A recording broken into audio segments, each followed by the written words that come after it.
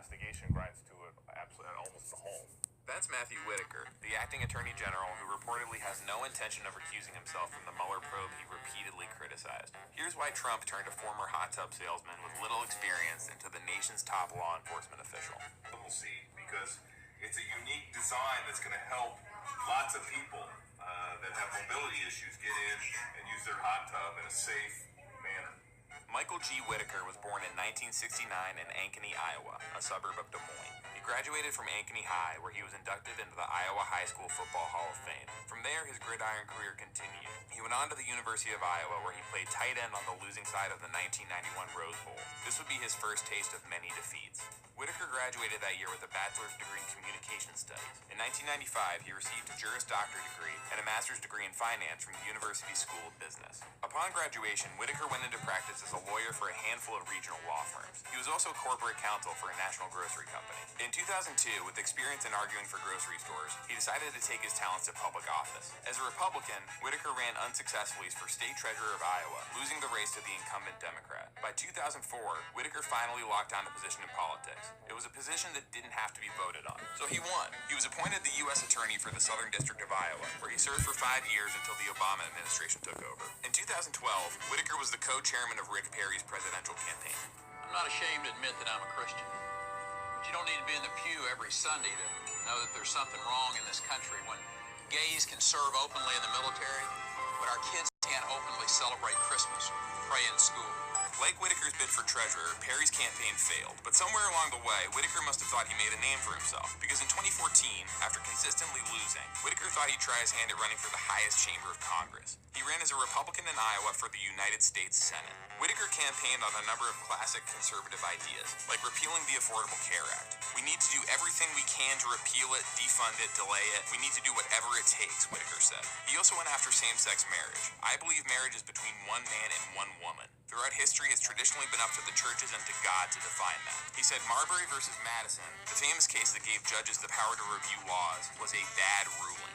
But Whitaker's arguably most troubling idea came when he said he would only support federal judges who have a biblical worldview. In a 2014 debate, Whitaker went pretty hard at the idea of a secular judge, even though the office of a U.S. Senator is secular. If they have a secular worldview, then I'm going to be very concerned about how they judge. The Des Moines Register notes that what he was effectively saying was, if elected, he would see no place for a judge of Jewish, Hindu, Muslim, Buddhist, agnostic, or other faith, or of no faith. But like every previous rule, Whitaker didn't win anyway. He only secured 7.5% of the vote, coming in 4th place out of 5 candidates in the Republican primary. After losing, Whitaker chaired the campaign of Sam Clovis, a Republican candidate for Iowa State Treasurer, but he lost too. Clovis would eventually become a grand jury witness in Mueller's investigation. Clovis was listed as a campaign supervisor in an indictment of a former Trump campaign aide, George Papadopoulos, who pleaded guilty to lying to the FBI. In other words, Whitaker has a personal connection to a witness in the he is overseeing. Whitaker's resume includes a stint on the advisory board for World Patent Marketing. WPM billed itself as helping investors turn their ideas into businesses. People who flocked to the site filled with fraudulent success stories could pay for what was called a global patent.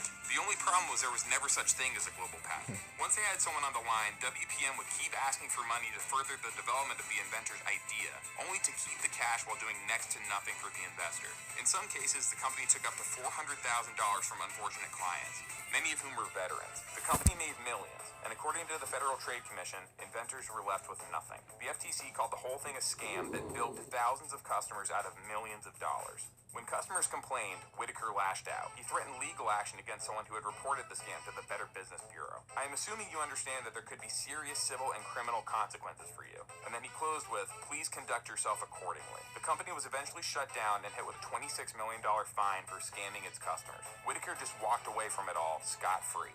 In June of 2017, he was hired by CNN as a contributor with an ulterior motive. John Q. Barrett, a law professor at St. John's University, reportedly met Whitaker at CNN on several occasions when the two were there discussing the Russia probe. Whitaker told Barrett that he was going to New York from Iowa to appear on CNN more frequently in hopes of being noticed by the White House as a staunch defender and supporter of Trump and in turn get a job offer. Whitaker was working hard to impress Trump, and Trump was watching. After news broke that Donald Jr. had met with a Russian lawyer who was offering dirt on Hillary Clinton, Whitaker came to bat for the president's adult son. to suggest that there's a conspiracy here, I mean, you would always take that meeting. Continuing his quest to become a blip on Trump's radar, Whitaker retweeted a Philadelphia Inquirer article titled "Note to Trump's Lawyer: Do not cooperate with Mueller lynch mob." In 2016, Whitaker also wrote an article in USA Today titled "I Would Indict Hillary Clinton."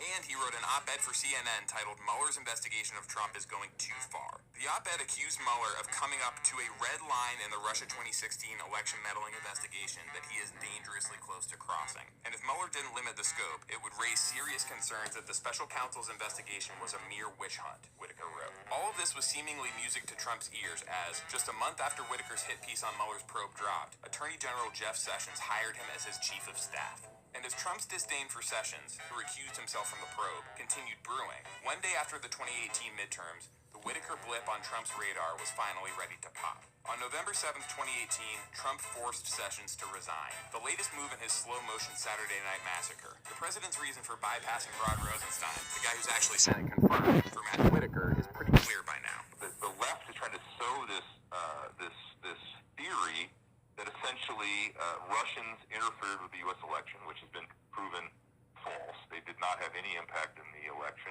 and that has been very clear from the Obama administration. They're trying to suggest that essentially the Trump campaign had these deep ties into Russia, which is not true. And that is, I guess what they're trying to inflate is that somehow Russia and the Trump campaign, sort of conspired to influence the election. I mean, it's crazy. Critics fear any decision Whitaker makes in the Mueller investigation will be in the best interest of Donald Trump rather than the country. Every significant investigative step made by Mueller has to go through Whitaker first, who will have the power to overturn, alter, or suppress any of those findings. Seems fair. Regardless, Trump claims he doesn't even know Whitaker. Well, Matt Whitaker, I don't know Matt Whitaker. But some people say President Trump does know Matt Whitaker. I can tell you Matt Whitaker's a great guy. I mean, I know Matt Whitaker.